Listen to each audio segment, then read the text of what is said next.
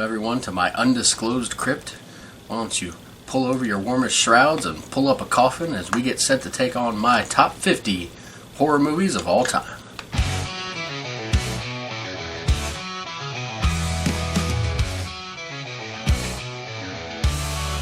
Tales from the 90's never die. In our hearts they testify. VCRs and mixtape spins, where every tale begins. Tales from the crypt, marathons, wrestling wars and morning yawns. Play kickball in the street, man those days can't be beat. Tales from the 90's never die.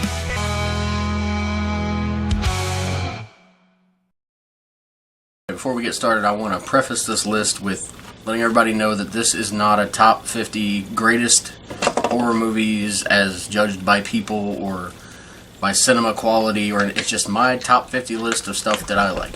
In fact, the top few movies you might not have even heard of. So, just want to make that clear. I'm not into making lists like some people, like the Keith Millers of the world, that make these top wrestling lists of people they've only seen and they haven't seen everybody. I'm not saying these are the 50 best.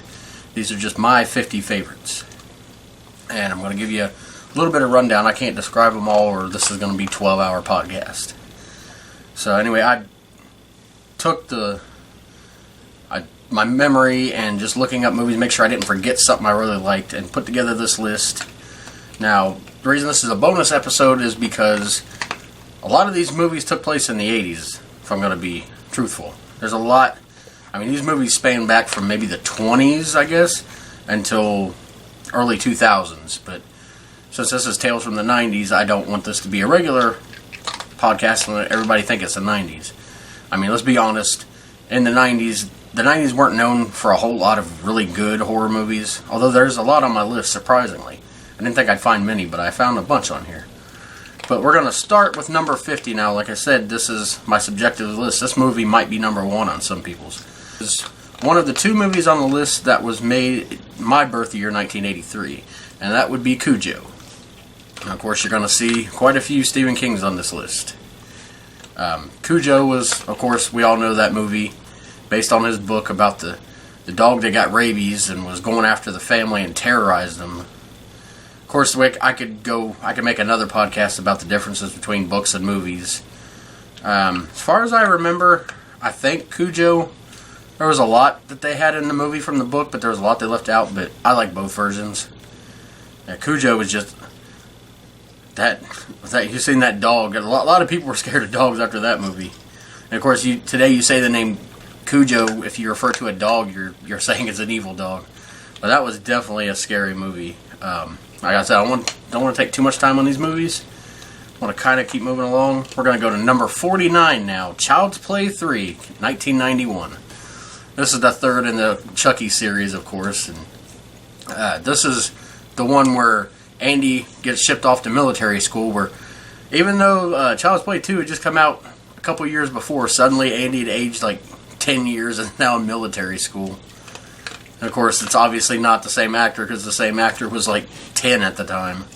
But this is a fun movie. Chucky really starts getting in his one-liners he comes with. But yeah, he's in, like I said, Andy's in military school, so Chucky ships himself there, but then ends up finding another kid and tries to take over his soul with his "Ade Dewey Damela," you know that speech. So it's not my favorite Chucky movie of all time, but it's a lot better than Seed of Chucky. Trust me, that ain't on the list. I don't think that's on anybody's list. I thought about maybe adding Bride of Chucky, but it didn't make the list. Excuse me, I got my pop again. Actually, I got Powerade today. A little bit healthier. Anyway, speaking of number 3, number 48 is Leprechaun 3, 1995. Of course, this probably won't be on anybody's list. This is the one where Leprechaun goes to Las Vegas. And if you know anything about the Leprechaun movies, the rules are always changing. Like the first movie, you kill him with a 4-leaf clover. The second movie, wrought iron kills him. The third movie, he's suddenly got this necklace that you can put around his neck and he turns to stone. I've seen some of the commentary because I got a lot of these complete sets on DVDs, and maybe I'll show everybody someday. But I got the Blu-ray of this, and the director of the first few kind of explains it as they were going off the assumption that it wasn't the same Leprechaun, even though he's played by the same guy, Warwick Davis. The only true Leprechaun. Any of the other movies without him sucked. Leprechaun 4 in space sucked. That's beside the point. Anyway, yeah, they were going off the assumption that it was a different Leprechaun each time. Because, I mean, this Leprechaun, like I said, he turns to stone. When he bites people, other people turn into leprechauns. It was just, again, like with Chucky with the one-liners, Leprechaun with his all his sayings. For playing this trick, I'll chop off your... Well, you know. Anyway, we'll move on to now to kind of a more serious type movie. It's the first on the list of what we consider a horror anthology, also from 1995, number 47, Tales from the Hood. This movie was, of course, it had a lot of social issues that tackled in it, but in the form of a horror story. The wraparound story is these guys are going to this funeral home where apparently this funeral home director found some drugs. And that was enough. Let's go to the funeral home and get some free drugs. But the funeral home guy, Clarence Williams, I think is that his name? If I'm wrong, you'll correct me. But he is creepy. He was telling stories, and there's one about this cop that joined the police force, and they beat up this guy, and it was racially motivated. The cop was black as well, but he didn't do anything about it, and everything haunted him, and he ended up killing himself and coming back from the dead as like a zombie to go after the police officers. And then there's this one about this guy that had a plantation, and he's an obvious racist. And these dolls that were like there from like plantation days were coming after him. And then there was one about a prisoner. I think I might be forgetting one, but I'm not sure. Anyway, it was a really good movie. If you ever watch the second or the third, I haven't seen the third one yet, but the second one, it is one of those movies that's so bad it's funny. Like, you watch this thing, you can't take it seriously, but you'll laugh forever. But anyway, we're going to move to number 46, our first entry from the Friday the 13th series. Of course, I mean, I don't know if you probably can't see flashing in the background. I got the Camp Crystal Lake symbol. Part of my Halloween decorations here. But Friday the 13th, Part 8, Jason Takes Manhattan from 1989. A lot of people don't like this movie because they should call it Jason Takes the Sailboat. Because most of the movie is spent on the boat. The last maybe 30 minutes are spent actually in New York. That was due to budget reasons. It was originally supposed to be a lot taking place. I think they said Jason was supposed to fight somebody at Madison Square Garden in New York. That never panned out, but it's still a good movie. A lot of fun to be had in it. And it's really the last Friday the 13th movie of the 80s. It was like an end of an era. It's the last Friday the 13th on Paramount, or Paramount Studios. So, but yeah, a lot of people don't like it, but you're going to find that theme with this. A lot of people don't like these movies, but I do. Number 45 is kind of an odd one out of the group because it's the only one on the list that has a bunch of movies with it. And the only reason I did that is because I can't pick one. And it's more than one studio, actually. It's the Universal horror movies, those classic movies from going back from the 1920s to their real heyday in the 50s and 60s. Yeah, those movies, like, there's a bunch of them. Of course, the most famous ones are the Draculas and the Frankenstein. And then there's another studio called American International Pictures. And they did one that I really liked. It was called I Was a Teenage Werewolf. That was like a teenage, or close to teenage, I think, Michael Landon. He was in that movie, and just a lot of those movies. I'm just looking at a list of them. The Invisible Man, Werewolf of London, Son of Frankenstein. Just those classic. They're all known as Universal horror, even though a lot of them weren't from Universal. Like I said, another one was American International Pictures. Another one was RKO, not the wrestling move. But that was another studio that did those type of movies. Just those classic movies. I remember the black and white one about the spider and the creature from the Black Lagoon. Just a lot of fun movies to put on these days. Effects don't hold up, but that's part of what makes it fun. Number 44, Cat's Eye, 1985. This was a Stephen King anthology movie. that he wrote the stories for. This was a good movie.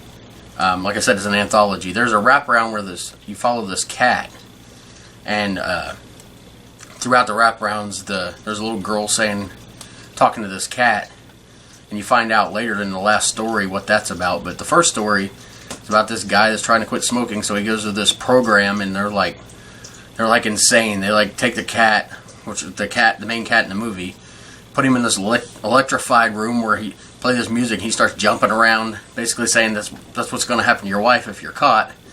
And of course, the guy gets caught, and they put him in there. But yeah, that's a really creepy one. And then the second part of that is another one that had me scared of ledges for a while. It's about this mob guy that catches his wife cheating with this tennis pro guy, and he has to walk her. He's captured. He has to walk around this ledge, around this building with like nowhere to hold. It's like not even room to put a full foot on there. And the guys finally makes it around and get back in, only to find out that the guy had killed his wife, cut off her head, and wasn't planning on letting him live anyway. But anyway, he overpowers the one guy's guards and end up making him walk around the building. Of course, he falls off in like 2 minutes. But then that last story, you find out why the cat's being called. It's this little girl who's actually played by Drew Barrymore. I believe she got her start in Firestarter. I believe was her first one. That was another Stephen King movie. But she plays this little girl where this troll was coming out of the wall. Of course, nobody believes her. But the reason she's been calling the cat is so the cat can save her from the troll. Which the troll was hilarious. They put the record on, the troll spins around, hits the wall. Parents try to blame the cat, but they find the body of the troll. But yeah, Cat's Eye is a really good Stephen King movie. And speaking of Stephen King, he's actually part of this next movie, number 43, Tales from the Dark Side, the movie, 1990. A little bit of backstory on Tales from the Dark Side, if you don't know. Huge fan of the TV show from the 80s. It was made by the same production company with George Romero that did Creepshow, which is definitely going to be high on this list, just letting you know. But Stephen King's involved in one of the stories, but like I said, Tales from the Dark Side was a series. Another spin. I should probably do one of these on horror shows, like anthology shows, because there's a lot of those. I mean, Tales from the Dark Side, Tales from the Crypt. But another one that was a spin-off of Tales from the Dark Side was Monsters. That was a hilarious opening, but it was a scary show. Don't mind my dog choking in the background. Are you okay, buddy? You don't have to choke to your death, Chilies. Of course, I got the other dogs coming over now. But anyway, back to Tales from the Dark Side. It was a series that ran in the 80s, and then they made a movie in 1990. Now, it's a horror anthology, so usually, as is the custom, there's a wraparound. Wraparound in this is this witch has captured this kid, and is like in a dungeon, and she's planning on cooking him. It's kind of humorous. She's like talking on the phone, like, how long do you put on a kid for? But anyway, he finds the Tales from the Dark Side book, kind of like the Tales from the Crypt book, and wants to keep telling her stories, trying to prolong this so he don't end up eaten. But first story is about this guy with this mummy. It's played by, I can't think of his name. They call him Crazy Eyes from Armageddon. Steve Buscemi. That's Crazy Eyes. But he plays this college student, and he gets framed for stealing something just so that way this rich popular kid can get a grant, like he even needs the money. But anyway, Steve Buscemi has this mummy, the ancient mummy he brings to life to kill him, and of course, it's kind of like Tales from the Crypt. It kind of, people get what's coming to them. I don't want to try to spoil too much in this. Second, we'll continue my not knowing how to talk feature. The second story is the Stephen King one, I believe. It's about this old guy who owns this pharmaceutical company, if I can talk again, and they've done all this testing on their drugs, but they've done it on, like, killed thousands of cats. So this one cat comes and visits him and kills off his sisters, and it's finally after him, so he hires a hitman to kill the cat, and let's just say it don't go too well. And then the final story is this weird one about this gargoyle. Like, I don't know where the gargoyle came from, but one night this guy witnessed a gargoyle killing somebody. And then later on meets this woman, and they like fall in love. Anyway, the gargoyle like made him promise not to tell anybody or he'd come back and kill him. So he doesn't. He marries this girl, they have kids. And then later on he's feeling like, I guess just remembering that night because it was like the anniversary of it.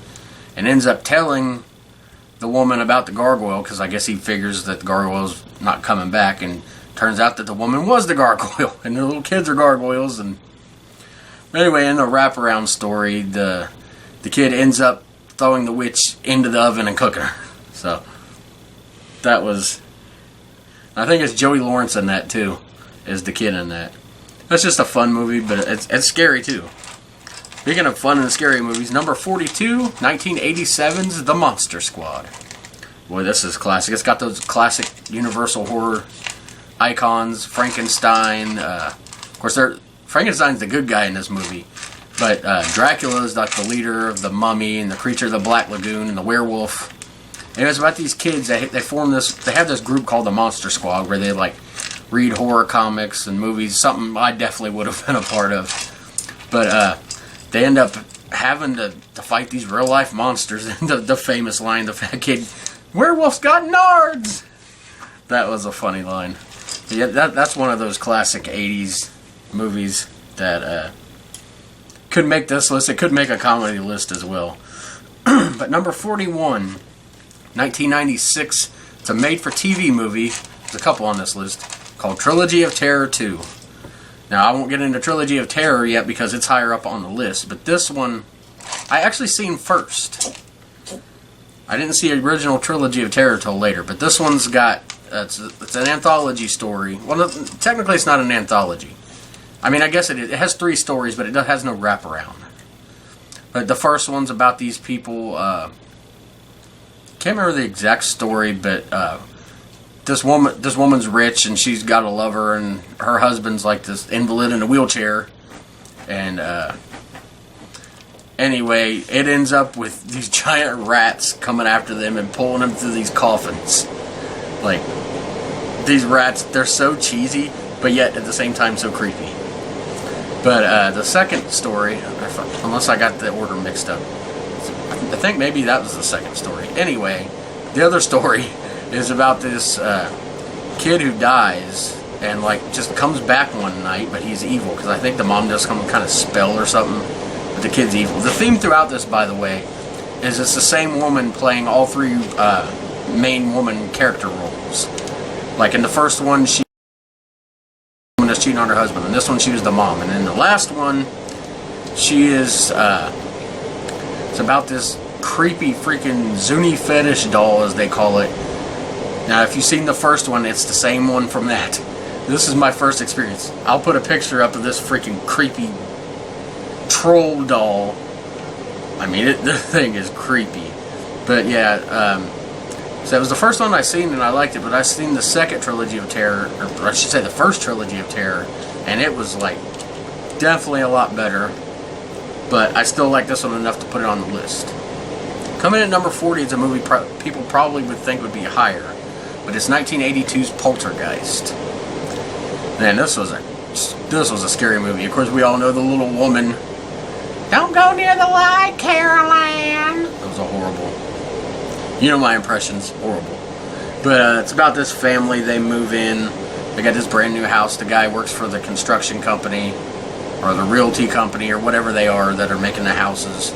Turns out their house is like really run over with ghosts and poltergeists. I don't know what the difference is. I'm sure you people probably know. But yeah, Poltergeist was definitely scary. It's got all those iconic moments in it. Of course, the TV with Carol Ann going into the TV, and they end up finding out that the house was built on a burial ground, and then they told everybody that they'd moved all the graves to another side of town, but they just removed the headstones. They didn't move the bodies, so they end up literally finding a skeleton coming after them in the swimming pool. But yeah, like I said, a lot of people think that would be higher. I like it, but there's a lot more that I like above that, including the second one, which is, spoiler, further up the list. But anyway, we're going to go to number 39. People would probably be surprised that this movie's lower on my list. Tales from the Crypt, Demon Knight from 1995. It is the first full movie from the Tales from the Crypt people that came up with the series. So it's got the Crypt Keeper and the wraparound where he's going to Hollywood. He's being the director. He gets his head cut off at the end. But Demon Knight is about this guy played by William Sadler, who is a demon knight, as in knight is Knight. He's fighting off demons, and he's got this blood that like supposedly has its history. It was like, I guess Jesus filled it up at first. I mean, obviously this is a fake movie. It's not based on any history, but yeah, he's been against this main devil or demon or whatever you want to call him. With who's played by Billy Zane. He is hilarious in this. This scene when he's outside acting like a cowboy is just hilarious. But yeah, he knows he's dying because he's lived like hundreds of years. I think since like maybe back in World War I, he was maybe alive. I don't know. I don't remember how long he'd been alive. But anyway, this gets passed by this special key. It's got blood in it. Like I said, the blood that dates back. And the blood's the only thing that keeps him out, so he'll pour a little bit to keep all the zombies, or not zombies, the demons out. And he knows he's dying, so he's got to pass it on. So he ends up passing it on to the character played by Jada, freaking the crazy woman. I don't know. Will Smith's gonna slap me for talking about his wife, but anyway, played by her, and she ends up becoming the new Demon Knight. But Uncle Willie, he's a funny character in that one. But definitely, if you haven't seen that one before, Tales from the Crypt, Demon Knight, check that one out. And really check out all these. Even if you've never heard of him, you might find something you like. You might be like, why the hell did he put it on this list? But number 38, we got Friday the 13th, Part 7, The New Blood, 1988. This is the one where they say it's basically Friday the 13th meets Carrie. Because Jason finally meets his match. He has to face off... because, I mean, all these Friday the 13th, there's always the famous final girl. Well, in this one, she has, like, these psychic powers where she can, like, move things with her mind. At one point, she explodes Jason's mask. And that movie is the creepiest Jason's ever looked without his mask on. Like, it's played by Kane Hodder in that one, and that was where when he started playing Jason. He's probably the most famous Jason, definitely the best. I wish they would have got him to play him in Freddy vs. Jason, but that's another point. But yeah, that one it's a really good movie. It gives a little bit of different than the helpless girl running around from trying to get away from Jason. She actually fights back. And that's actually the first of 3 in a row of Friday the 13th movies. Like I said, in a row. Number 37 is Friday the 13th Part 3 in 3D, 1982. Of course, all the famous 3D stuff in this movie. The eyeball coming towards the camera and the baseball bat. And it's about, if you're looking for a cheesy 80s movies, from the cheap, cheesy 3D effects to the catchy soundtrack, like the song that plays at the beginning, it's the most 80s thing you'll hear. But this movie is good. It's got it's the first one with the hockey mask, so it's definitely known for that. Jason finds a hockey mask from this guy that's always playing pranks and tricks on people. He's got all kinds of masks. Jason finds a hockey mask and puts it on, because before that he was wearing a pillowcase. We'll get to that one a little bit later, but yeah, and it's a really cheesy movie, but it's a really good one too. Coming at number 36, Friday the 13th, Part 5, A New Beginning, 1985. That'll be a lot of controversy to some people, because this is known as the Friday the 13th with the fake Jason. And trust me, I get that. I didn't like that it was a fake Jason, but the more I've watched it over the years, the more I've come to appreciate the movie just for what it is.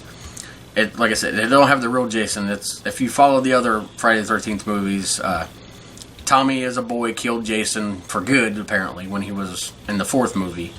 So in this one, he's grown up now, but still in a mental institution. And he goes to stay at this new one. And all these crazy people there. And at the beginning, this one kid was like, "Hey, you want a Snickers?" He was so annoying. And finally, the don't ask me why they gave a crazy person at a mental institution for, like, insane people. They let him chop up trees with an axe. But maybe they shouldn't, because this kid offered his Snickers and to help him one too many times, and he chopped his head off. Well, I guess I'll spoil things. The ambulance driver that picked him up turns out to be the fake Jason in this, because it turns out that kid was his son that he kind of gave up, I guess, for adoption or whatever. But, yeah, it doesn't have actual Jason in it, but it's got Tommy in it, and he thinks it's Jason the whole movie until he finds out at the end. But there's a lot of funny scenes in this, like the one guy, his name's Demon. He's got to go to the bathroom, and he's "Little enchiladas." That was, and that annoying catchy song that him and his girlfriend sings to each other while he's taking a dump. Like I said, some of these things, if you've never seen it before, you won't get these references. You just gotta watch them. Coming in at number 35, though, is Dawn of the Dead, the remake from 2004. Now, I put this on the list instead of the original. I like, but the 2004 one I actually thought did a lot better. It was a lot of good acting in it. If you've never seen it, it's about zombies, obviously. But these people go stay at the shopping mall to try to get away from them, and there's jerk security guards in there that don't want them in there, and they try to lock them up at one point. But my favorite part of this movie is when they're on the roof shooting the zombies, and they're communicating with this guy at this ammo store across the street, and he's like, "Take out Jay Leno," and there's a zombie that looks like Jay Leno, and they're like trying to name all these famous people these zombies look like. But yeah, I like the remake better than the original. That's very rare, especially with me, to like remakes better than originals. But I thought they did what a remake should have done. They improved it. They didn't do the exact same thing, or they didn't make it look completely stupid or try to modernize it to where it takes the impact out. But that was Dawn of the Dead. Now, number 34. First in the Freddy series coming on the list, A Nightmare on Elm Street 3 Dream Warriors, 1987. This is definitely known as probably the second greatest Nightmare on Elm Street movie in the whole franchise. This is where Nancy comes back as this like therapist, and of course she believes the kids about Freddy after going through what she went through in the first one, and tries to help them. And these kids, they're known as the Dream Warriors. They take on Freddy, and it's a really good movie.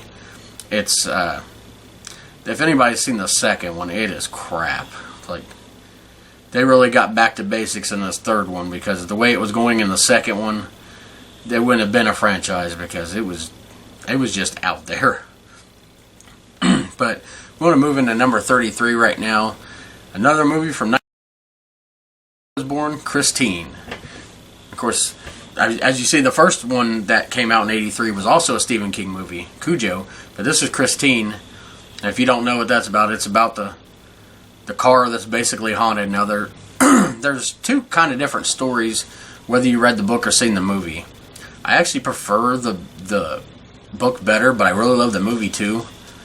It's in the movie, or in the book, it's more of the kind of the ghost of Roland LeBay that owned the car first, was kind of the main reason behind Christine.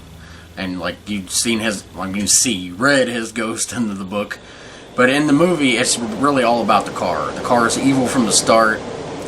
It kills somebody on the assembly line, and like you do anything to this car, it literally comes after you.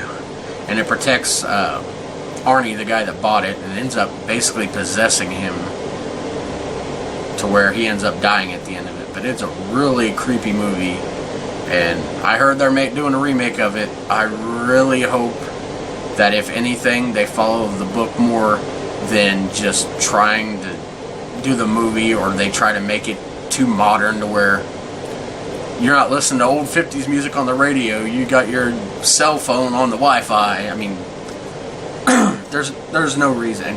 What would Christine even look like these days? Freaking Tesla. I mean, anyway. Number 32, as I mentioned before, Friday the 13th Part 2, 1981. This is the first movie with Jason. Of course, if you've seen the original, you're wondering why is Jason in this? He was just some little boy that drowned in the lake. But, I mean, there was a huge call by Paramount to bring this back, and they wanted to see Jason. So, basically, you get this guy running around with a freaking pillowcase or a potato sack on his head, killing people. I mean, it's a good movie. It's not as memorable as some of the other ones. Like I could easily swap it with some of the other ones out, but just for being the first appearance of Jason, I had to put it up this higher on the list. It's got some good kills in it, and like I said, it establishes Jason as something that's in the movies, and of course that creepy end where the final girl gets in his like little shack that he's living in and finds his mom's severed head there, and puts her sweater on and pretends to be his mom, and that's how she ends up tricking him, not killing him apparently. But yeah, that's Friday the 13th Part 2. And another Part 2 at number 31 is Poltergeist 2, 1986. This is my favorite Poltergeist of all time. The preacher guy, Kane the preacher, that I guess is supposed to be like the main one that was behind in the first one, but they never mentioned him. But the actor that played him, like, I feel kind of bad being creeped out by him because I found out later that he had cancer during this movie and died shortly after it. By the way, the Poltergeist movies were cursed. The little girl that played Carol Ann ended up dying tragically. I think the girl that played the sister, died too later on. Like, this was said to be one of those cursed movies. But anyway, Poltergeist 2, that preacher, you're gonna die in there. But anyway, funny story. Both me and my wife have seen this guy, literally this guy, on a bicycle twice. In two different areas at two different times. We've literally seen this guy. I don't know why or what. If you're trying to tell us something, but it creeped us out, and I have no doubt I'll see him again. But yeah, it's kind of like the first one. Just things go even crazier. Find out that it's not just the house was haunted, but like the poltergeist attached themselves to him, to the whole family. And but yeah, that's Poltergeist 2. I guess, yeah. Is this the first one from the 90s? No, there's been a couple from the 90s. But anyway, I keep losing track of my own list here. Coming in at number 30 is Scream, 1996, the first ever Scream movie. Like I said, the 90s were kind of known as a downtime, kind of in horror. There wasn't a lot of good horror movies. Like the only Freddy and the only Jason movies made in the 90s kind of sucked, according to people. Like the Friday the 13th, Jason Goes to Hell, where he jumped into different bodies. Nobody really I like it, but I didn't put it on my list, obviously. But yeah, the 90s were a downtime in horror movies. Scream kind of brought back the horror movie as far as being popular. I mean, there was still horror movies made. They just weren't like mainstream pop culture. Scream, obviously, everybody knows that. Ghostface, the voice changer. Just that classic, the whole thing's classic now. Can't believe that movie's almost 20 years old, 18 years old this year. Yeah, but I've liked all the sequels, a little less each time as goes with sequels, but yeah, that's the only Scream that's making my list, but it's definitely the best. I can't say enough about that movie. It really was the first, what they call meta humor or meta horror, whatever you want to call it, where they kind of address horror movies in a horror movie. Like, they give the rules, like, don't say you'll be right back, or just all that stuff. So they kind of address that in it in a humorous way, but it actually was part of the story. But coming in at number 29, and House 2, The Second Story, 1987. This is the second of the House movies. I like the first one, just didn't make my list. But this one is more funny than anything. Got the old Grandpa Jesse, which my grandpa's name is Jesse.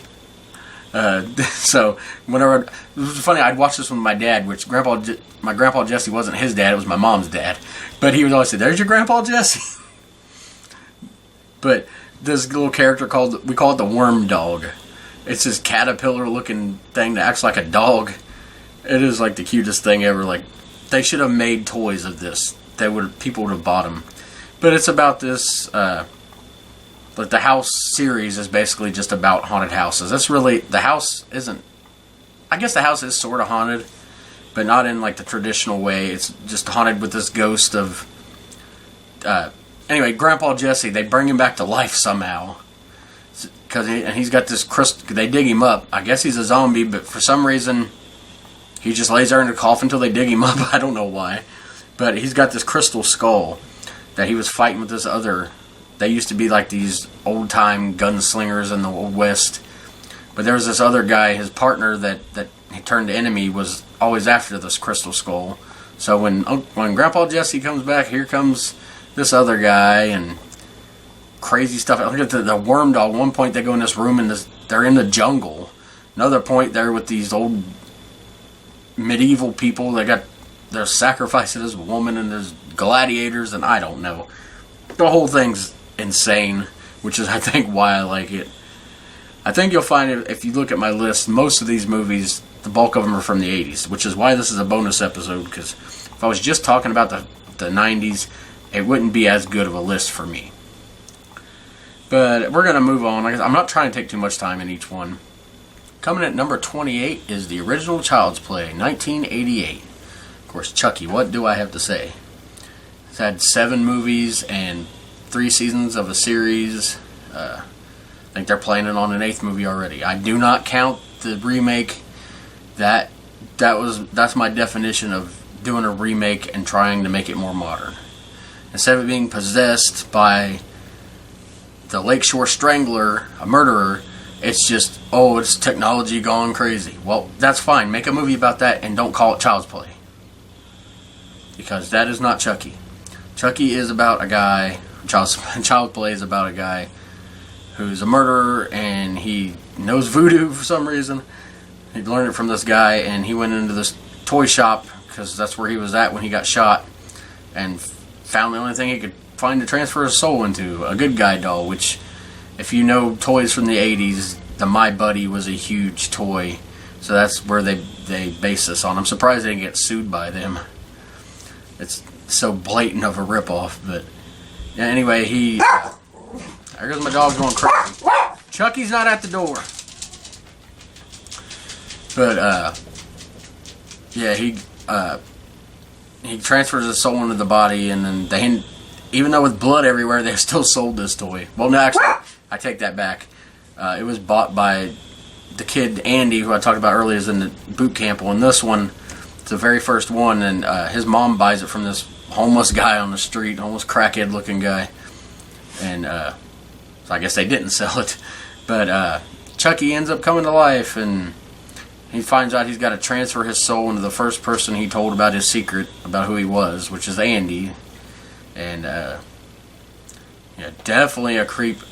Now, Chucky's known later on for being hilarious, but definitely in this first one, there wasn't much humor at all. In fact, they made it, the whole movie, made it to where you wasn't exactly sure whether Chucky was doing this killing or if it was Andy. They made it kind of, like, I mean, you watch it now, obviously you know it's Chucky, but back then they made it kind of, you don't know for sure until the final, the third act of the movie, as they call it, where it's revealed that he's alive and things go crazy. But number 27, speaking of original first movies to kick off a franchise, 1993 Leprechaun. This is the very first Leprechaun movie, definitely the most scariest of them all. It's about this leprechaun is brought over from Ireland, and he wants his gold. Me want me gold. That's what he's famous for saying all the time. He's obsessed with his gold. Anybody takes it is due for a killing. My horrible leprechaun impersonations. I've made videos of me pretending to be the leprechaun. But it's just a classic movie. Again, Warwick Davis, who played the leprechaun, because this movie is more famous for being Jennifer Aniston's first ever movie, and she's of course gone on to say, "Oh, I hate that movie."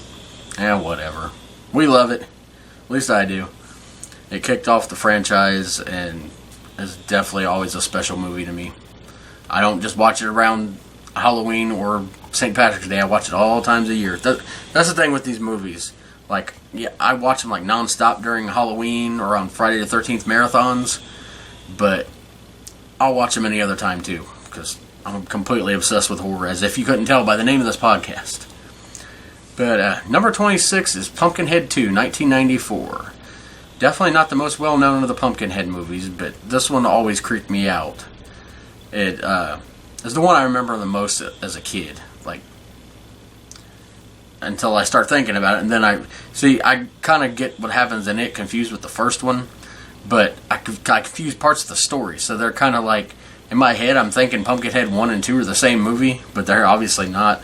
This one's about this little boy, Tommy, who ends up becoming Pumpkinhead in this movie, and the only one, they like bully him back in the 50s, and he ends up coming back for his revenge against everybody when they're all grown up and old.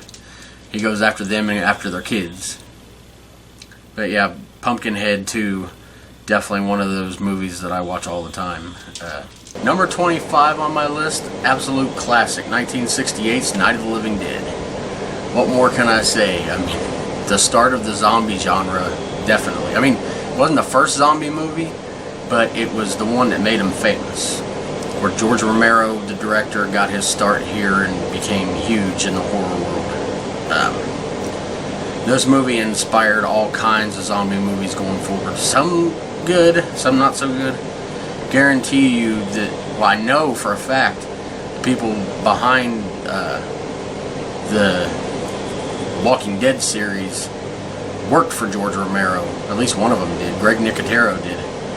He worked for him in the 80s, and I guarantee you he got his inspiration from that.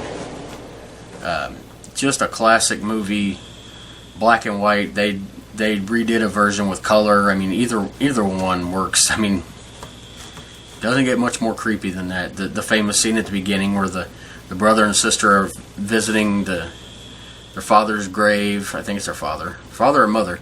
But the guy's like, "They're coming to get you, Barbara." And then the zombies really do come, and all hell breaks out. And it's funny because me and my brothers would watch this movie, and we would name the zombie, just like in Dawn of the Dead, where they named them after famous people. We would point out that one looks like Vince McMahon. Now Vince McMahon really looks like a zombie. But anyway, that's Night of the Living Dead. Number 24, one of those cult classic type movies where it's not widely known. 1992's Dr. Giggles. This movie, that annoying, creepy laugh that the actor that played Dr. Giggles had, just always creeped me and my brothers out.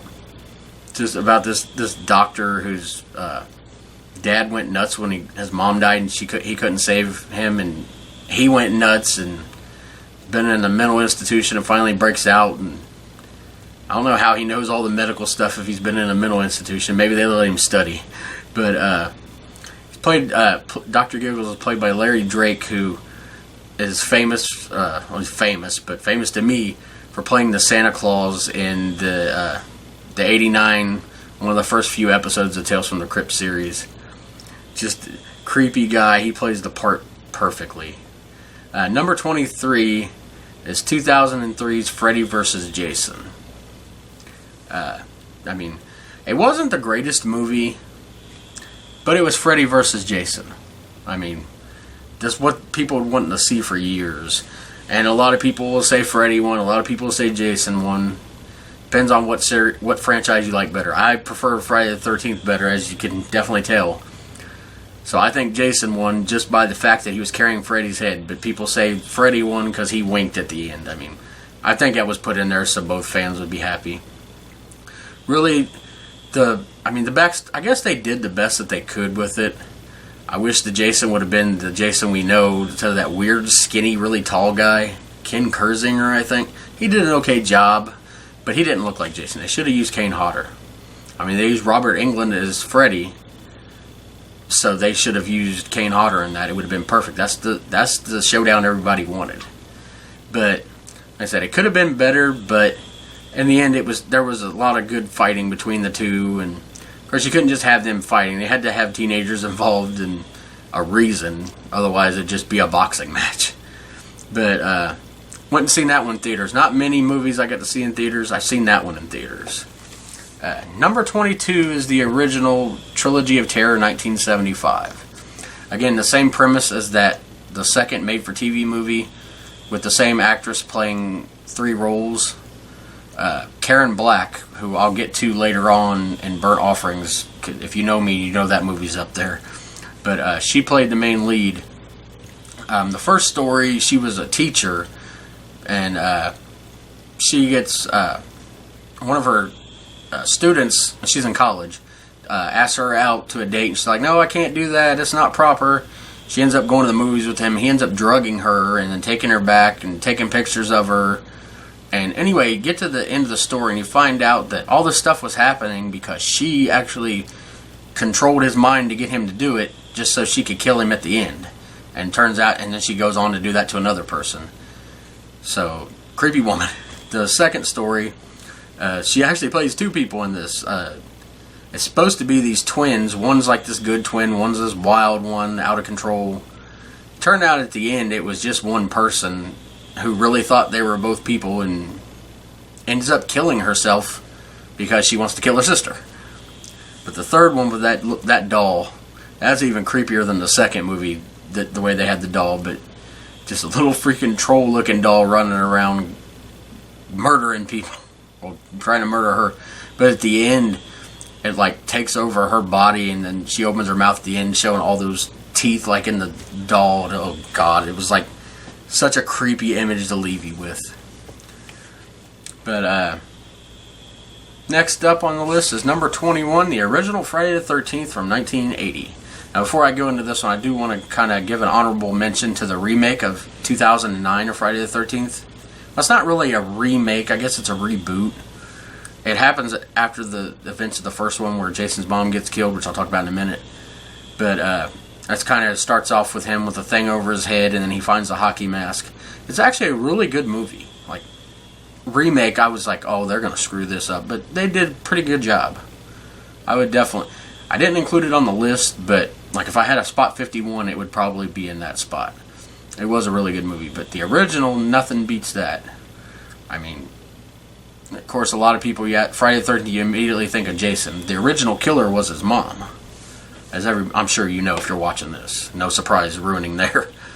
But, his mom goes nuts because he drowned in the lake. They weren't watching, so she doesn't let this open. And, of course, old Crazy Ralph. It's got a death curse. You're all doomed. Crazy Ralph.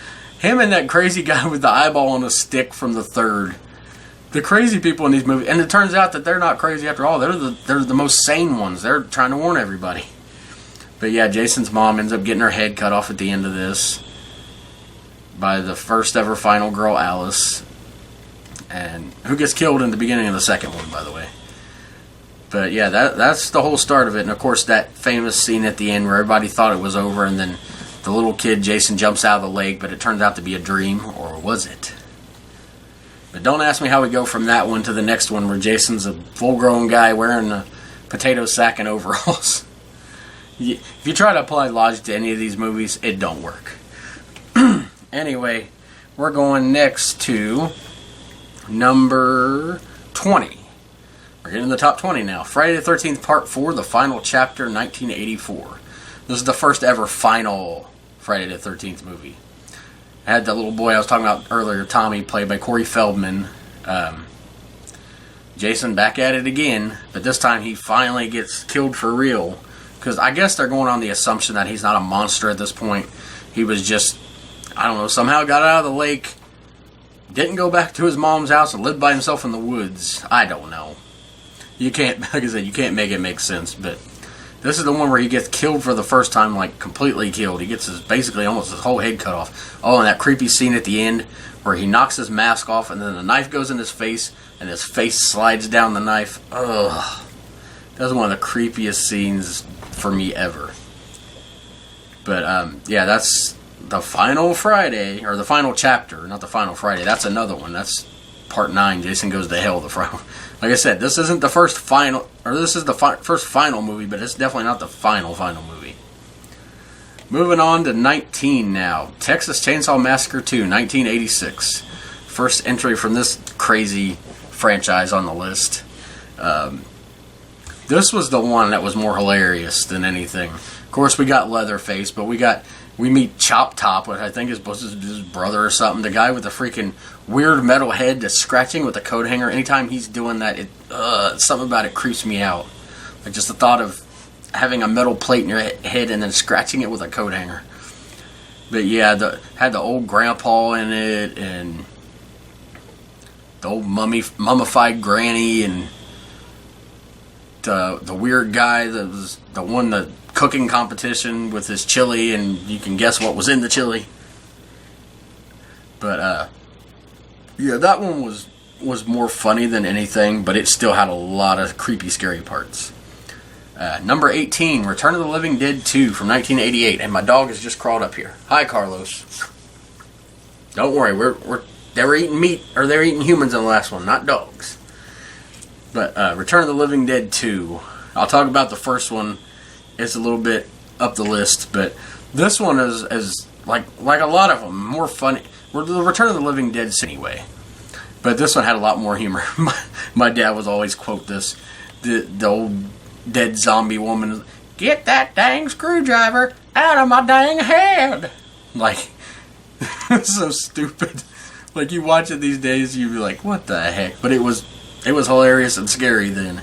It's just about zombies that come back. This, I think it's trioxin is the chemical that was released by the army, and it makes these people come back from the dead, and it don't matter what you do, you chop their arms off, their arms still move, their bodies still move. You gotta basically burn them in the fire. Unlike in the original one, you could shoot them in the head, then burn them in the fire. But that's another thing. If you watch even a franchise, like I said, Leprechaun, 4-Leaf Clover kills him in the first one, Wrought Iron in the second one. They changed the rules. See, if you take this stuff too seriously and you think about it like I'm trying to do now, it don't make any sense. It's all to have fun. That's the only reason I watch horror movies. Not because I want to secretly kill people, not because I think these monsters are real. It's all fun. But we're going to move on to number 17. A lot of people will have not heard of this movie, or if they heard of it, they're probably thinking of another movie. 1990 made-for-TV movie, Buried Alive. It was on USA Network. I remember seeing it all through the 90s. Back then they'd have the made-for-TV movies. They didn't just put on Hollywood movies like they do now. But Buried Alive, this is one my dad recorded for me and I loved. The second one was good too. It didn't make the list. But the first one, about this guy named Clint who owns this construction business, and his wife is I don't want to say, she ends up cheating on him. But she's like, "I don't want to do this anymore. I want to move back to California, sell the business." And the business has been in his family, in his family.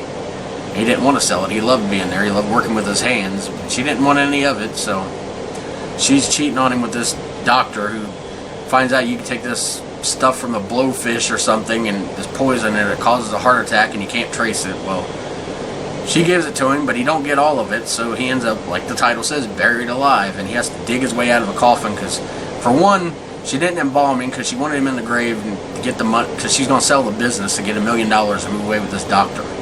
But she didn't embalm him. She got the cheapest coffin, so he's not embalmed, so he's alive, and he digs his way out of the coffin. He's got all these sores, and then he comes back and was just going to shoot her with a shotgun once he caught her with the doctor and figured out what happened.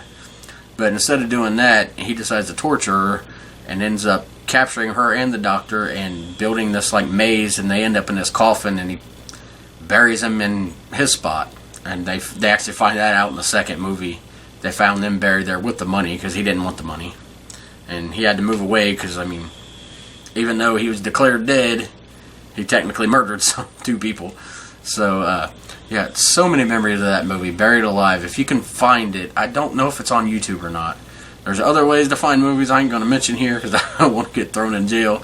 But there's ways you can watch movies. I wish they would make this one more available. It is on DVD and somewhere, I'm pretty sure. But yeah, if you're looking it up, it's Buried Alive 1990. You might have to put in TV movie. Tim Matheson is the main character in that one. Very good movie. Number 16 now, the original Return of the Living Dead, 1985. What's funny about that and Return of the Living Dead 2, which we just had on the list, like my movie before this, before Buried Alive, is the same two actors that played the first two that get infected are in this one too, but then completely different roles. But at one point, the one's like, I have a feeling I've been here before. I wish I could remember his name. But he played Tommy in Friday the 13th Part 6, which is coming on this list. But yeah, he plays... In this one, they're working at this place that has like medical supplies, and they're grave robbers in the second one. But in the first one, they have medical supplies. So they got all these different things that they send to hospitals and stuff to inspect, working on bodies, like medical students, or if they need them for displays of like skeletal remains or stuff. Anyway, they got these like dogs that are cut in half so you can study their body. Well, once this poison gets out and starts infecting everybody, these half dogs come to life, and they're trying to kill the zombies, and the pieces are moving around. They have to burn them up in the incinerator, which... It's a rainy night, so all the stuff from an incinerator at the funeral home, I can't think of what it's called right now. The thing where they burn the bodies, that thing. But they put it in there, and all that goes out, like the smoke from it goes out into the rain, and bodies start coming out of the graves. This isn't insane as it sounds.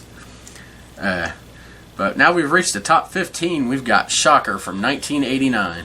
Funny, the first of two movies centered around an electric chair, which I'm completely obsessed with, by the way. I'll get into that more later, but Shocker was made by Wes Craven, and it's a really good movie about this guy named Horace Pinker who brutally murders these people, and this teenager, he has dreams of this stuff happening.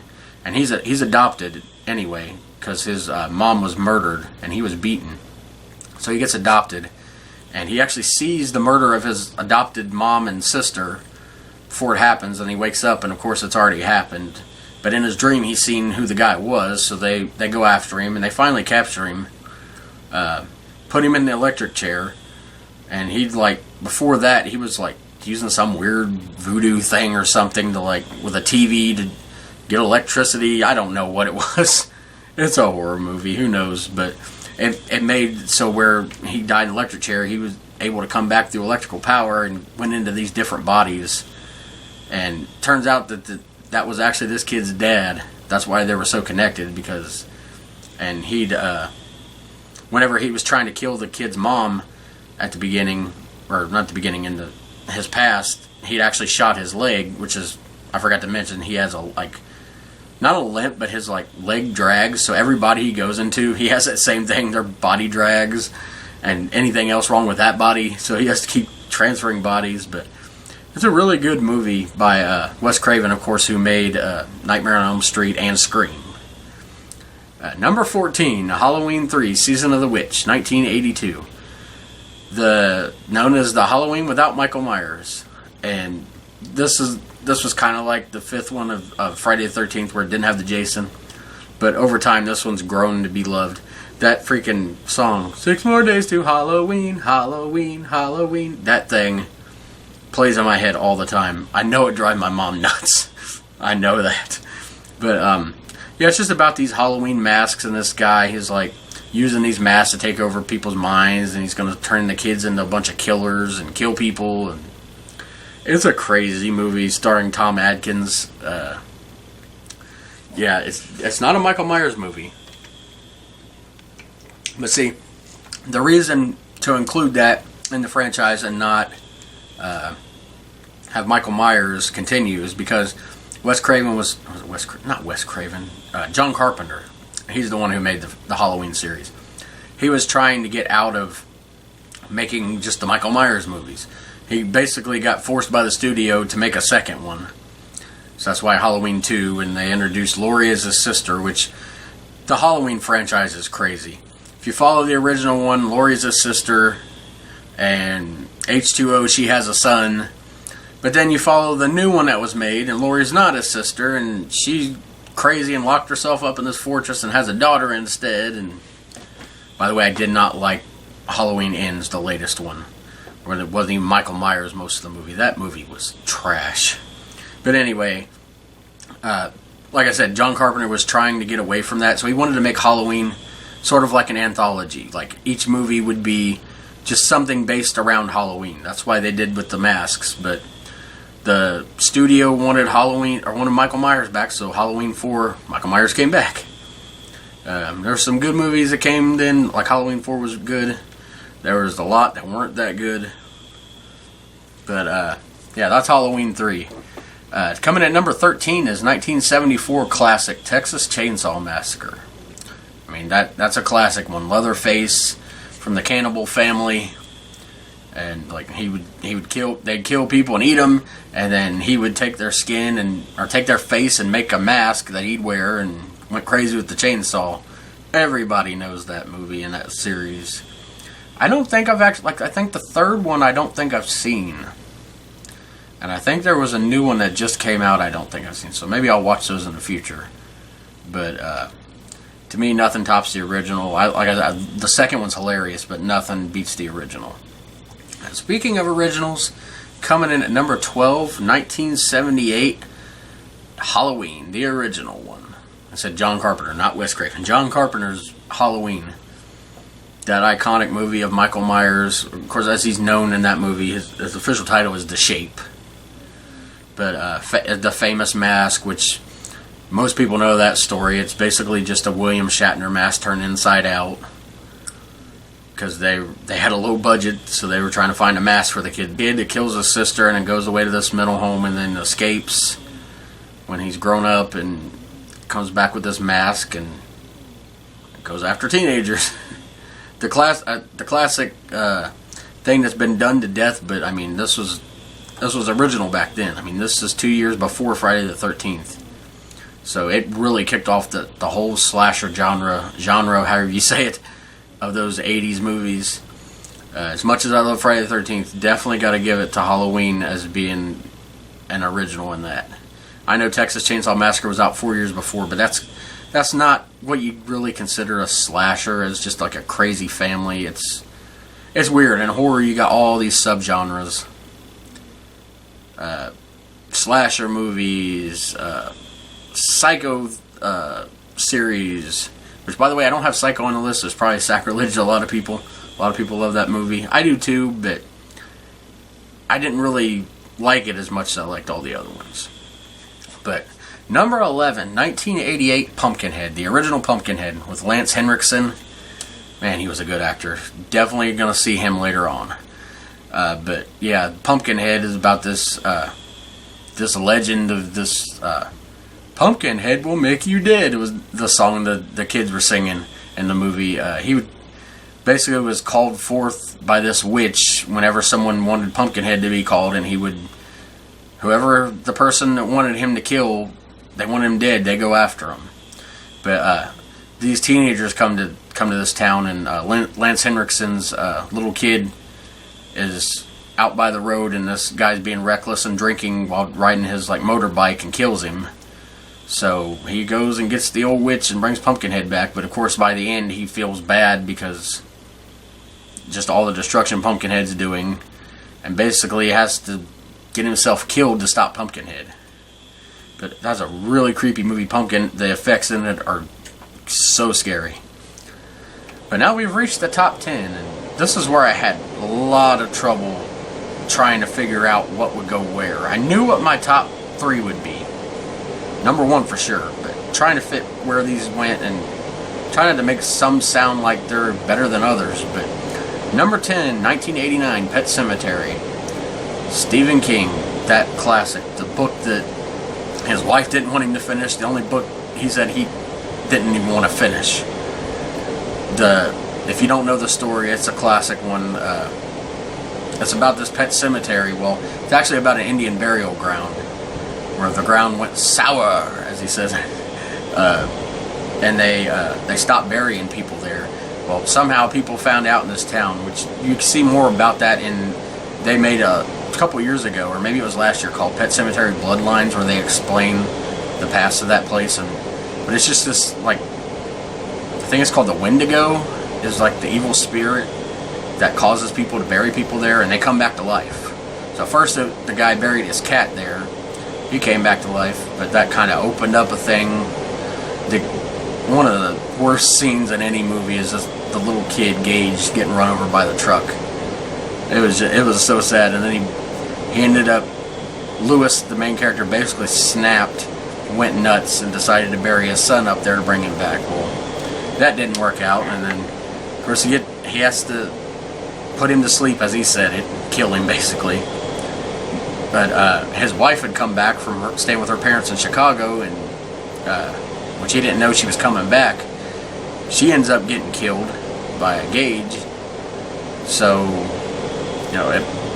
his reasoning is, well, I waited too long with Gage. She just died. I'm going to bury her. And all this time, this ghost of this guy, Pascal, or Paxcal, as the guy's daughter calls him, trying to get him to stop. Trying to tell him the ground is sour and that barrier was not meant to be crossed. There's so much iconic parts of this movie that I remember. But he's trying to get him to stop. And he's like, no, Doc, it won't work. And basically, he ignores him. And in the very end, you don't even see it on screen, but she comes back and kills him, basically. But that movie is famous for, like, one of the iconic things from that movie is the neighbor across the road, Judd, played by Fred Gwynne, who played Herman Munster. Don't go over that road. That accent it's been parodied in the South Park. It's so famous, but yeah, that is just such a creepy movie. And there's so much in it, like, and you can actually visit some of these locations if you ever go to Maine, because they filmed it there, of course, when Stephen King's from. But there's a part of the road that I've seen someone do a video a couple years ago. There's actually one of the prop trucks they use with a plaque on it saying it was in the movie. It's my goal one day to go there and take a picture beside the truck that killed Gage. Yes, I have such lofty goals. But and if I'm not doing a good enough job explaining these movies and stuff, I'm kind of just jumping around in my memories. Definitely watch these if you haven't seen them. Coming number 9, 1984, A Nightmare on Elm Street, the original. Not the remake. There ain't no way that remake, if I make a worst movies list, it may make the top, because I'm not trying to ruin this list by talking about that piece of crap, but that movie was ridiculously horrible. But I'm talking about the original, Robert Englund, the only Freddy Krueger. Of course, it was before Freddy, just like with Child's Play and Leprechaun and all the other ones. It starts off serious, and then it starts getting silly later on. I like silly Freddy, but I also like serious Freddy. In this movie, Freddy, had a couple jokes, but even delivering the jokes, he was completely, dead serious. See what I did there? Pun, dead serious? Never mind. Stupid. Anyway, Freddy is about this guy who was a child murderer. Later they'd call him a child molester, but I don't think they needed to add that to the movie. You don't need that in movies. Kind of a crappy subject to have in a fiction movie where you're trying to forget about things. But he was a child murderer, and the parents, because he got off on a technicality, the parents killed him. They burned him alive, and he comes back as just like in dreams and can kill people, and the stronger he gets, the more dreams he can visit. And that's another one where there's all kinds of different rules all throughout the movies. But in this first one, of course, it's also famous for being Johnny Depp's first movie. But the first Freddy is just absolutely classic. It came out in 1984, which was like 4 years after Friday the 13th and 6 years after Halloween. But a lot of people think it came first. But yeah, it actually came out third of all those movies. But I mean, everybody's seen that movie. If you haven't and you're living under a rock, go watch it. Coming in at number 8, Stephen King didn't work on this movie, but created the stories for it. Creepshow 2, 1987. Wow, talk about getting into my real favorites now. Creepshow 2, it's had a wraparound story of this little boy named Billy. He was getting bullied by these people, but he loved the Creepshow comics were basically based on Tales from the Crypt. Stephen King and George Romero, which George Romero was part of this movie. He didn't direct it because he didn't have time. Originally he was going to, but people in his company, I think it was Laurel Entertainment, they took over it. And like I said, the wraparound story, he's getting bullied, but he buys these Creepshow comics. And he orders this Venus flytrap from it, and at the end it eats the kids. It's a whole cartoon segment in the wraparound, but the movie's an actual movie. And it's 3 stories. The first one is Old Chief Woodenhead, about this guy who has this wooden Indian outside, and this town's dying, and everybody owes this guy money. He's like a shop owner, a storekeeper, whatever you want to call it. He owns a general store. But anyway, this Indian chief comes in and it's like saying, "We're sorry, we owe you money. You can keep our precious jewels until we can pay." Which the guy didn't even want to take because he doesn't want to take advantage of everybody. He's a nice guy, which is, I guess, why everybody owes him. But he ends up getting, after the chief leaves, the chief's nephew and 2 of his friends are in there robbing the store, which apparently they'd tried to do before. And because he knew his uncle was going to be there with the jewels, and he wanted to take them and then go to Hollywood. He was always going on about his freaking long hair. This hair's going to get me laid. Yeah, whatever. You can guess what happens with his hair. But they kill the shop owner and his wife, and which ends up causing the wooden Indian outside to come to life, and he stalks and kills the first 2, and then scalps the guy that's obsessed with his hair. Again, like a Crypt Keeper, people get their just desserts in this movie. The second movie, The Raft, it's just about these 4 college kids that go out on this raft, and there's like this blob or something around them in the lake or whatever. I think it's a lake, but this like blob type stuff that's like can literally eat them. It eats the first woman, and it comes up from under it and eats the second guy, pulls him like through the wood, because like I said, they're on this raft.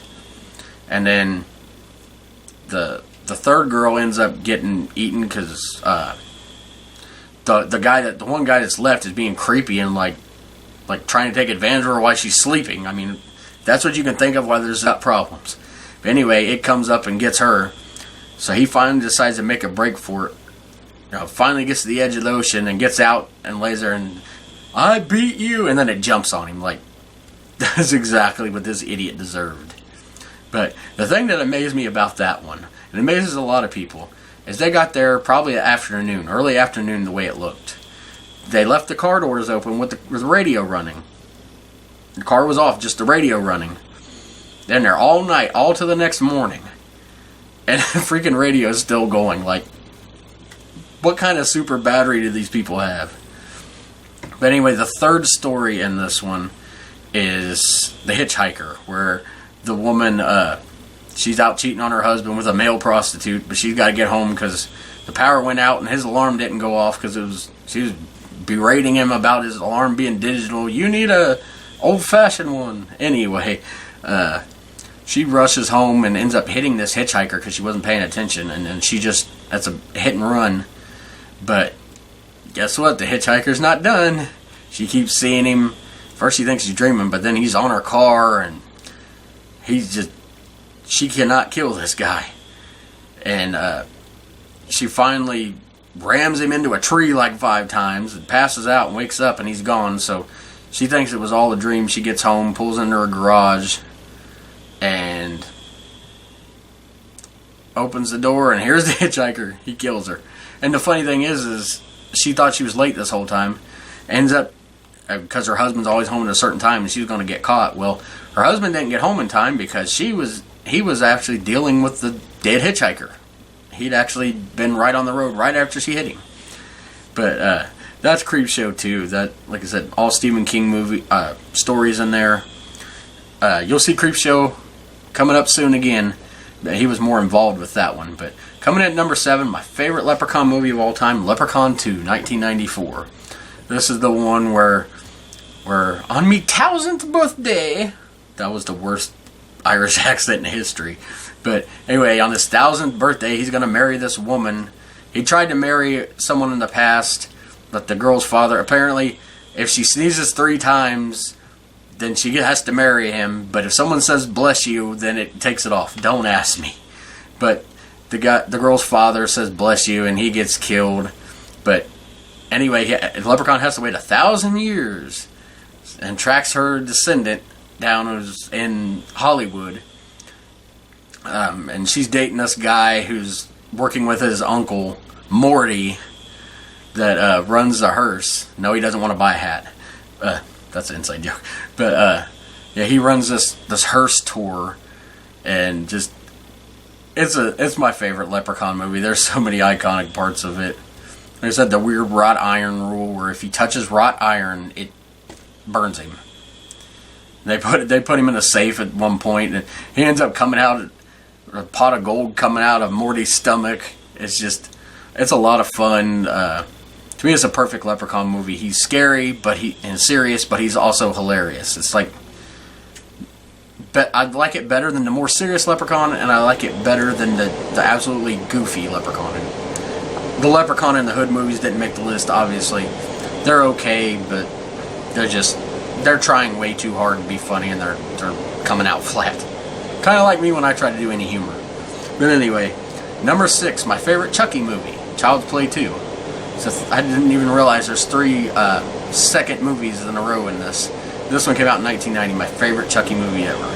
It's got Andy, the little boy from the first one. He's in a foster home because his mom, nobody believed her about Chucky, so they put her in a mental institution. So he goes to live with this foster family, but Chucky ends up finding him, and Andy's got this foster sister, Kyle, which her and Andy are both in the Chucky series, if you want to check that out, the original actors, which is pretty cool. But just so much about this, like the iconic kills where he kills the mean teacher, he kills the foster father. A lot of people he kills in this movie actually were not very good people. I think the only one that didn't deserve it was the foster mom. She was an okay person. I still got this dog on me. You here to finish this series, buddy? Well, let's do it. Let's move into number 5, 1982 Creepshow, the original one with the 5 stories, directed by George Romero. Stephen King wrote the stories and was there on set and actually was in the second story.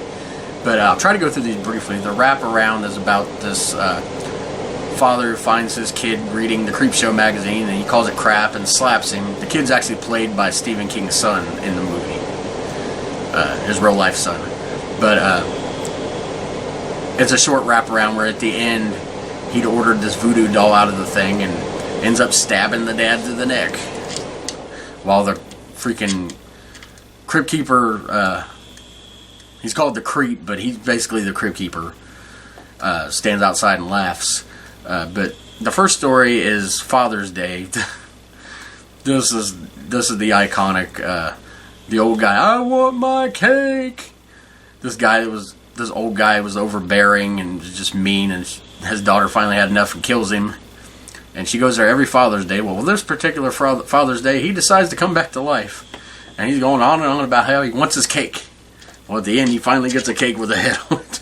But I mean, that scene when he pops out of the ground, I probably crapped my freaking diaper the first time I watched it. I probably was in diapers the first time I watched this. It came out the year before I was born. I guarantee I was watching this while I was still in diapers. I wonder why I am the way I am today. But yeah, the first time that pops out with that music in the background and the red lighting, oh man. To me, it's my favorite story from the thing. People that I've seen reviewing it think, oh, it's just a basic story. It's still my favorite. The second one, The Lonesome Death of Geordie Verrill. Stephen King plays this idiot named Geordie who finds this meteor. Meteor shit!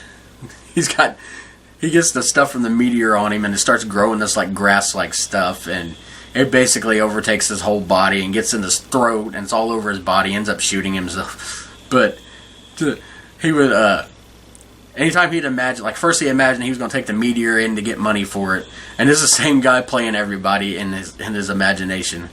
First he's going to take the meteor in, he's going to get all this money, and then he pours water on the meteor to cool it down, and it breaks. He's like, oh no, a broken meteor. A broken meteor, I wouldn't give you 2 cents. But then he starts to get the stuff on his hands, so he goes in to see the doctor. He's like, those fingers have to come off. And it's, of course, the same doctor, the same guy, who actually played his dad at his reflection in the mirror, too. But Stephen King, like, people criticize his acting. I mean, it is what it is. But in this movie, he was perfect. Nobody else could have played Geordie. But the third one, Something That Tied You Over, kind of like that story I was telling in Cat's Eye. It's about this guy who's played by Leslie Nielsen. His wife's cheating on him with I can't remember what he does, but the guy that played him is Ted Danson. So there's a lot of famous actors in this movie. Ed Harris was in that first movie part. Now I got to go back. The Father's Day, the Ed Harris character. My dad had me convinced that he was Ed Harris. Like the whole thing. I was like, how is that you?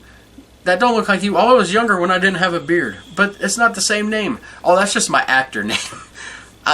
He had me literally into elementary school telling people my dad was a famous actor before I realized he was full of crap, because Ed Harris was still making movies, but my dad was not. Anyway, we go into back to Something That Tied You Over. He finds out it's Leslie Nielsen, who's playing a serious person in this, surprisingly. If you know him from anything else, you know him from hilarious The Naked Gun movies. Oh, I can go on and on about those. But his wife is cheating on him, so he ends up burying his wife in the sand up into her head sticking out, and makes her boyfriend do the same because he's got a gun. And like, what else are you gonna do? But just leaves them there for the tide to come in and get them, and they basically just drown to death. Well, they both end up getting out, dead, of course, and paying him a little visit later on. And guess what happens to him? It ends with him in the sand. I can hold my breath for a long time, and I'm laughing as it cuts off. The water comes up. Just so much great memories from this. And then the fourth one, the longest one, was The Crate. It's about this crate that was found under the steps at this college from like the 1800s, the Arctic expedition. And then there's this, like, I don't know what kind of freaking, looks like some demented monkey monster looking thing that's in this. The official name given to him is Fluffy. That was what the director gave, or the guy, Tom Savini, who designed did all the designs in this movie, all the makeup and all that kind of effects. He decided to call him Fluffy. So over the years, I've called him Fluffy because that's what they call him in the Creepshow group I'm a part of. Yes, I'm a part of a Creepshow group. Leave me alone. But he ends up killing the janitor and another college student. And there's this one guy, his wife is just, I don't want to say the word, but she deserves to die. Well, the guy basically takes it down there to give it to him. Basically feeds it to the thing in the box, and then he gets chained up and thrown to the bottom of the lake. And in the final story, they're creeping up on you. Oh, this is the nastiest story. My mom purposely cut this one out of because we had it on tape and it was on TV. She purposely cut this story out because she didn't want to see it. But it's about this guy who's a real evil person, this businessman who lives in like this white sterile apartment, and he's afraid of bugs. Well, he starts seeing these cockroaches, and they come everywhere, and they end up getting him at the end. They end up bursting out of his neck, and just, yeah, that is Creepshow. That is, like, this top 5, I really had trouble, except my number 1, of trying to figure out which one went where. But we're going to go into number 4 now. Friday the 13th, Part 6, Jason Lives, 1986. My favorite Jason movie. It's the one where it wasn't taking itself seriously, but at the same time, it was still a scary movie. It's where Jason's brought back from the dead. Like I mentioned before, he was killed for good in the 4th one. They had the fake Jason in the 5th one. And this one, people were, after that fake one, they're like, we got to have Jason back. So they bring Tommy back, a different actor. He's getting out of the mental home, or he escaped. I can't remember which. But he wants to make sure Jason's dead for good. He's going to dig him up and, like, make sure he's dead. Well, he's like stabbing. He goes crazy once he sees him, just remembering what happened as a kid. So he's stabbing him with this like metal pole, and of course the light, it's storming, the lightning hits the pole, brings Jason back to life, and now Jason's a zombie, and he acts like a zombie.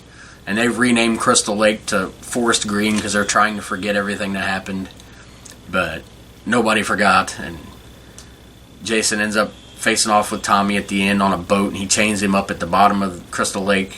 And of course that's where part 7, where the woman with the telekinetic powers, she's trying to bring her dad back at the beginning of that movie, but ends up bringing Jason out of the lake. But yeah, Friday the 13th part 6 is just my favorite Jason of all time. That opening scene is my favorite of all time, where they bring Jason back and just he ends up cutting the head off of 3 guys at once. He slams one guy's head into a tree and it makes a smiley face out of his blood. Like it's the old fart, the freaking old guy that's drunk, the caretaker of the cemetery. Dig him up! What do they think I am, a fart head? But it was actually the only one with actual kids in the camp, where he'd almost, like, he thought he was going to kill kids, but he didn't. But that, yeah, my favorite Friday the 13th movie of all time, my 4th favorite horror movie of all time. Number 3 is 1976 Burnt Offerings. These top 3 always get watched on Halloween Day, for sure. But Burnt Offerings, a lot of you probably never heard of this. It was 1976. I was talking about Karen Black earlier in Trilogy of Terror. Well, she's in this movie as the wife in this movie. But Burnt Offerings is based on a book. I read the book. Definitely some differences in there. I like them both. I wish I could read the story again. It's kind of hard to find. Like I said, it's an obscure book from the 70s, like this movie. But basically it's about this house. His brother and sister lived there. And their mom lives up in the attic or something in her room. But there's a lot of stuff going on behind all that. And the brother and sister are going away for the summer. And they want to rent this house. It's kind of broken down and stuff. But it's a big house. Like, it looks like at one time it was this beautiful mansion. But it's all broken down. So this couple with their son and the one guy's aunt decide to move in, even though the guy really doesn't want to. But after being there, the one catch, though, is they have to take care of the old mom up in the freaking attic. Like, just take her 3 meals a day. She just sits up there. The guy's like, okay, this is ridiculous. Like anyone would. The woman's like, no, we can do it. It's like, okay, we're going to just go take care of somebody's mom up in the attic. Like, we don't even know if there's something wrong with her. But anyway, the brother and sister are gone. They come home, or they come to the house, and slowly over time, the woman starts turning more obsessed with the house, the wife, Karen Black, and the guy's noticing it, and the son is, and the aunt. She's like becoming more and more obsessed with the house. Stuff starts getting fixed that it don't look like she could be able to fix it, but it's getting fixed. And she, by the end, they're all wanting to go, like, the power of this house, it's clear that this house is evil. It starts fixing itself. It starts, the guy tries to kill his son in the pool and doesn't even know why. And there's a creepy scene in this that I'll get to in a minute, but basically at the end, they're all ready to go, and the woman finally, they've like broken her spell of being obsessed with this house, and she's gonna leave, but she's got to go back in and talk to the old woman upstairs to tell her they're leaving, and the guy's like, don't do it, I don't want you to do it. But she goes up, she doesn't come back down, so he goes up, gets in there, and because nobody'd seen this woman at all apparently, except for the wife. So he finally goes up and goes into her room where he's never been before, and he's like, where's my wife? I know she was up here. And finally goes around and turns the chair around, and it's his wife, but like her hair's completely white, her eyes are like not completely white, but almost, and like, I don't know whether the guy dives out the window or if she throws him out the window, but she gets up and goes after him. Basically what it was is the house is turning this, like, using the killing of the family, basically, or the torturing and terrorizing of the family to renew itself. All the while, I don't think there ever was a mom up in the attic. It was just like her spirit or something that takes over this woman. She becomes the new mom. But the little kid dies. Earlier, the aunt dies because of this hearse driver. That's what I want to get to. This freaking, I'm gonna have it on screen right here. This creepy hearse driver scared the crap out of me and my brother. Scared the crap out of my kids when I let them watch it. My wife doesn't see what's so creepy about him, but just the smile on his face. It was the hearse driver that the main character's guy. The main character. He's seen when he was a kid. I guess his parents died, and just this image of the hearse driver was like smiling like at his parents' funeral. He found so creepy. So this house used that against him, and he kept seeing this guy. Well, anyway, his aunt like back's all twisted, just dies mysteriously. But the hearse driver comes in and slams the coffin up against her bed, and oh god. As a kid, I don't know, I probably screamed the first time I seen that. But yeah, that's Burnt Offerings. Like I said, nobody would ever probably pick that as their top 3 movie of all time, but I always end Halloween watching that movie. Always. And another one I have to watch on that day is number 2, 1972, Tales from the Crypt, the British movie. I've talked about this in my first episode of my podcast. I'll try to go a little quicker here. I know I'm dragging on, but thank you for watching if you're still watching. But this is had a wraparound where these people were in this crypt, and they don't know how they even got there. They're just going on this tour of this place. They end up in this room with this guy in a brown hood who's the crypt keeper, which, not the crypt keeper you're thinking of. It's just basically an old British guy telling these stories. But each person learns of their story, and they find out at the end that, because they think this is what's going to happen, because it hasn't happened to them yet, like in their head. But they find out at the end it's what did happen, and they're actually right there at the door of hell, and they jump out. They have to jump out at the end and basically into hell. It's super creepy. But the first story is, and all through the house, the one they later did for the television show about this woman. Like I said, I'll try to go quickly. This woman who's killing her husband for the insurance money, and at the same time, a guy's escaped a mental institution and dressed as a Santa Claus. So he's coming over there, and she can't call the cops because she just killed her husband. But she's got to get away from the Santa Claus, and she's got a daughter there. And in the end, the daughter lets Santa Claus in. And when Santa Claus kills her at the end, it looks so cheesy. Like, it looks like he's massaging her neck. Like it's a nice old Santa Claus giving her a massage, but he's supposedly choking her. But the second story is about a guy who's cheating on his wife, and he's going to leave her and the kids. He says he's leaving for work or something, and is just not planning on going back. He's moving in with this other woman. Well, they're in the car, and he gets in a car wreck, and like they tumble over a hill, and he gets out and doesn't realize, but it's a year later. And he comes up on some people, and they like see his face and scream and run, and he don't know why they're screaming. He ends up getting to the woman's house that he was supposed to be running away with because they were moving somewhere else, and he's like, "Why are all your things back here?" And she doesn't scream when she sees him, but he was like telling her who he was, and he's like, "It can't be you. You died a year ago, and I went blind in the crash." So then he looks down at the mirror, and his face is all scarred up, and he's a zombie. And then at the end, he's back in the car right before it happens, and of course it actually happens.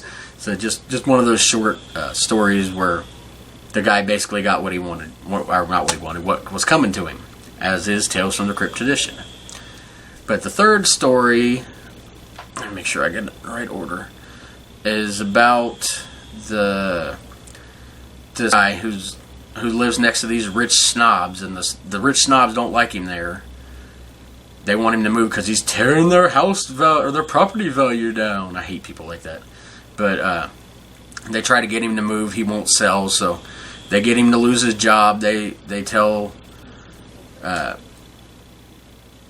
or he ends up, they convince the town council to make him lose his job. So now he has no job.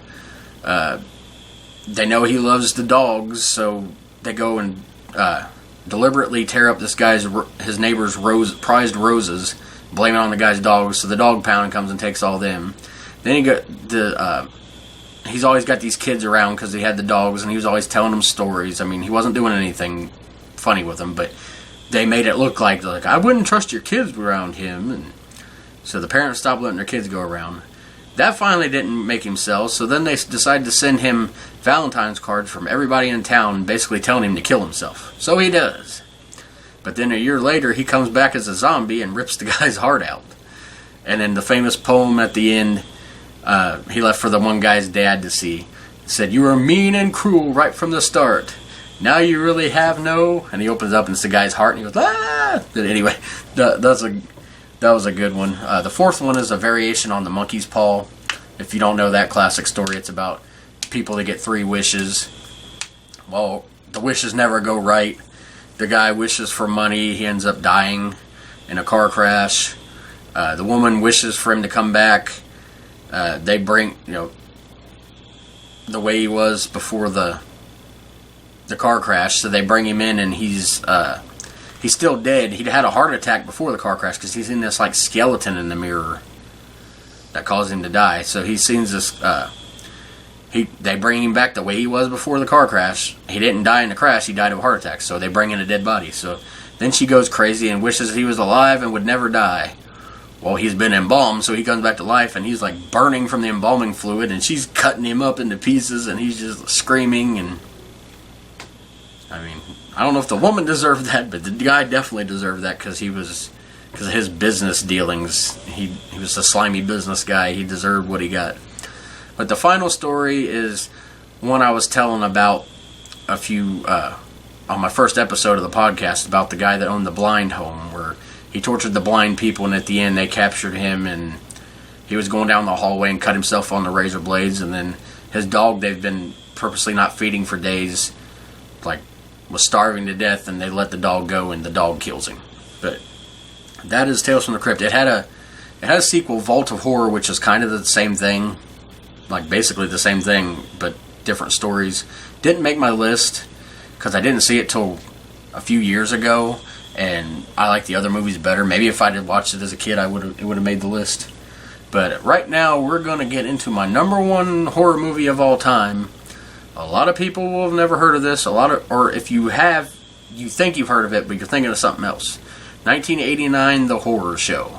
I'm not talking about Rocky Horror Picture Show, whatever it's called. A lot of people, when I say The Horror Show, think I'm talking about that movie. I'm not. That's not anything connected to it. This is actually known in England as House 3, like the third one in the house, but it really doesn't fit the House series. I mean, a lot of it takes place in a house, but I mean, you could call any movie with a house in it that. It's really not. They called it that in England, I think, to get more people to watch it, because it's not a very popular movie. It's about an electric chair. The main character, the main bad guy's name is Max Jinky, played by Brian James. Rest in peace to you. Great actor. He played Jinky. He had a laugh kind of like freaking Dr. Giggles. But he was notorious for killing tons of people. And Lance Henriksen, who's the main character in Pumpkinhead, is the police guy in this named Lucas. And he finally takes him down. Well, they go to watch his execution in the electric chair. And I'm going to tell you, as a kid, like I said, I was obsessed with electric chairs. My sister can vouch for this. I would make them. Not just like, and they were older than me. They were like, I can't remember how old they were, but they were considerably older than me, like by at least 10 years, I think. Maybe less. I don't know. But I would make them put me in the electric chair, which is just sitting in this chair and putting a thing on my head and pretend to electrocute me, like, for fun. This is what I did. This probably explains it all. But this movie is where I got it from. The famous electrocution scene where it's kind of like in Shocker. He was like, find out later this guy was practicing, as if that's a thing, by giving himself lower volts in the electric chair in order to build up tolerance to it, I guess. I don't know. But anyway, he was able, because of that, to like turn into electrical energy and goes into the Lucas's fireplace at home, and he kills Lucas's daughter's boyfriend who was sneaking over, and the cops blame him. But in the end, he has to bring Jinky back to life, like in a real body, and then kill him. But just something about this movie, probably because my dad put it on 900 times, But just some about this movie that I absolutely love and is my favorite horror movie of all time. Said it's called The Horror Show, 1989, not Rocky Horror Picture Show. Said if you look up House 3, The Horror Show, you'll find it too. Just a classic movie. So basically, yeah, that's it. That's my top 50. This has probably been a really long one. It's going to take forever to edit, but I don't care. My top 50 horror movies of all time. My list, again, not the greatest list of ever. Just let me know what you...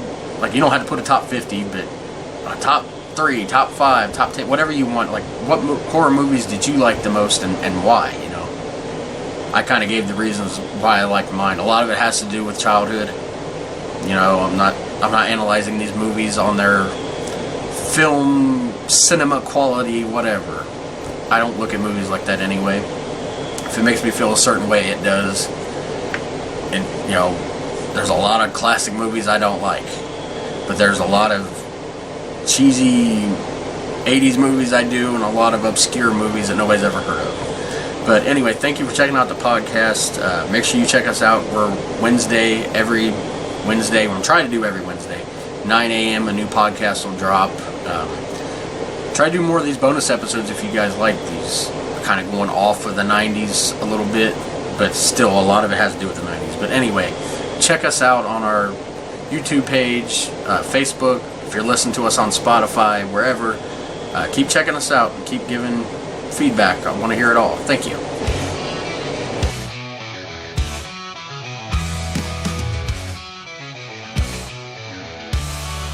Tales from the 90s never die. In our hearts they testify. VCRs and mixtape spins, where every tale begins. Tales from the crypt, marathons, wrestling wars.